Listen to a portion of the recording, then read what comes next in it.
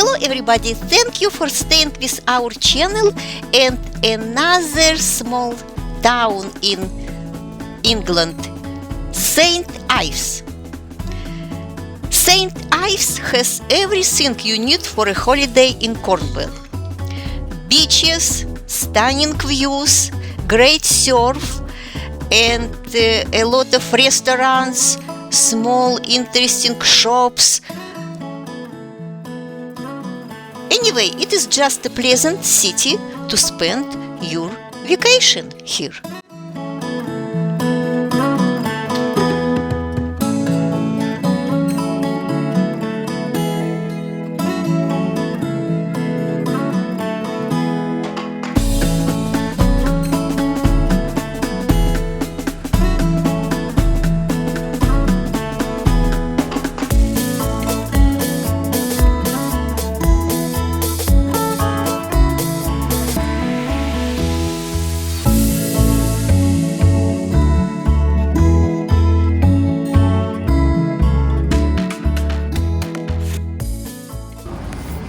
We're in St. Ives, the village or town of St. Ives in Cornwall in England. And I know this town from when I was a child from a riddle that many Americans would know that dates back to the early 1700s. And it goes like this. As I was going to St. Ives, I met a man with 7 wives. Every wife had 7 sacks. Every sack had 7 cats. Every cat had 7 kits. Kits, cats, sacks, and wives. How many were going to St. Ives? Well, the answer, if you do all the multiplication, is 2,802, but that's wrong because the riddle starts, as I was going to St. Ives, I met a man, so only one was going to St. Ives, so the answer is 1. Every night we spent in different places, like hotel, guest houses. Here in St. Ives, we decided to stay in B&B. It's our Green Apple B&B for tonight in St. Ives. We hope it looks good. Let's see. It is the kitchen and it is the breakfast area. Nice. Look at it. Very nice. We are going to have some breakfast here tomorrow. Really nice.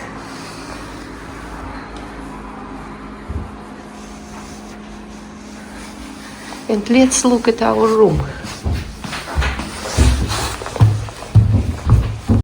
Our room is Honeycrisp, and actually it is a nice place. Ben is near the view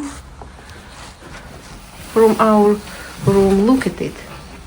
It is just beautiful.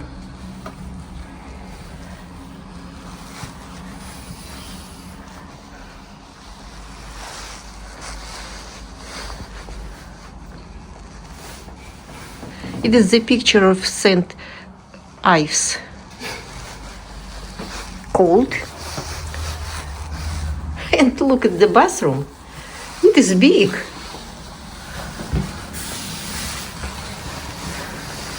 It is the biggest bathroom we ever had since we left the ship. Anyway, it is a nice room. It is bed and breakfast. Probably it happened to you many times when you travel. You pass or stop for the night in the small town, and it appears that this town is very interesting, has famous names, and the history, interesting history. We are in Lyndhurst, which is a village in the county of Hampshire in southern England, a little bit southwest of Southampton. It is an old town like all these villages in England seem to be. It's in the center of what is called the New Forest National Park. The New Forest was apparently a royal game preserve and is now a national park, which still has some interesting historical oddities like rights to graze and so forth, which are still preserved from hundreds of years ago. Anyway, a couple of interesting things about Lyndhurst. One is it has a very old church that dates back to the early 1200s. It also has a farmer's market, which Henry III gave permission for in 1226, which is still in operation to this day. It has been a continuously operating farmer's market.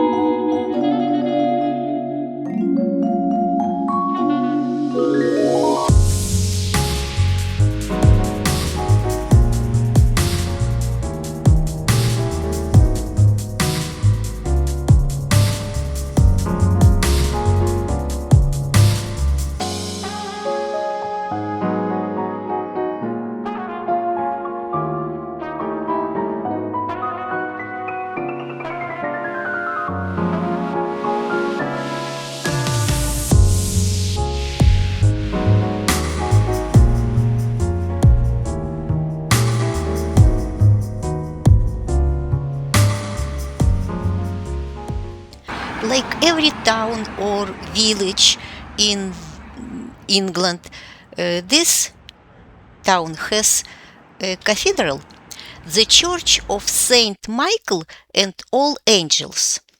Of course, we decided to go inside and look at it, because usually cathedrals, churches like this are opened.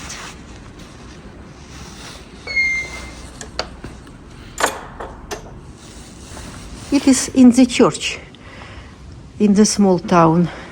Probably it is like preschool, or like kids are playing here in the church. Look, isn't it nice?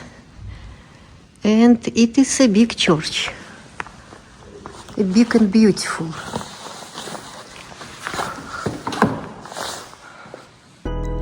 There is a display in the church.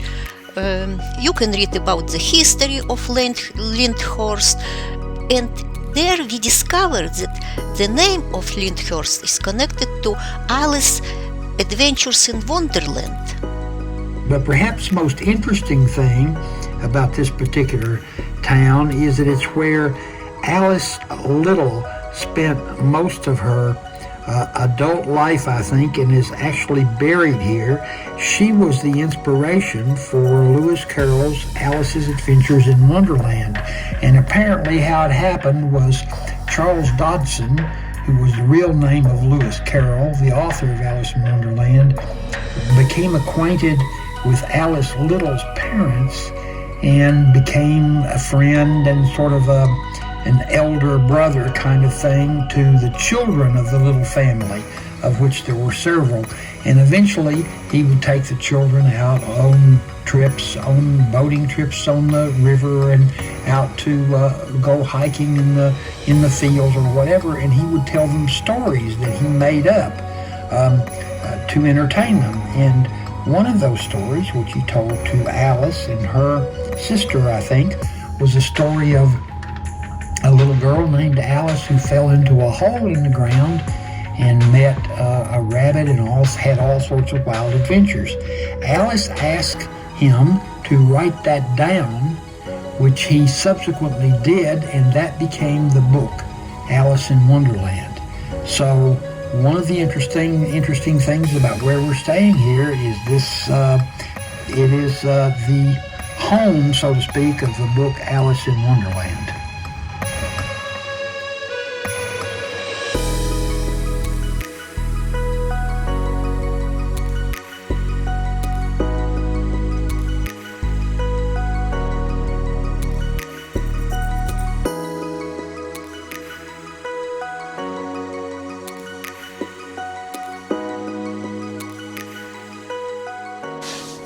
Ben mentioned that the grave, Alice's grave, is located here somewhere in the graveyard near the church.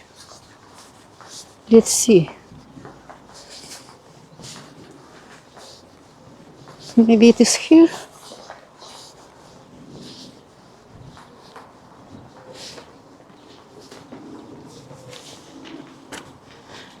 Yes, it is right here.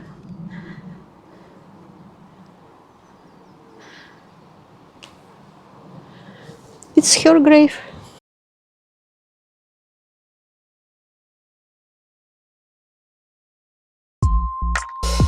Our journey in England is over for now.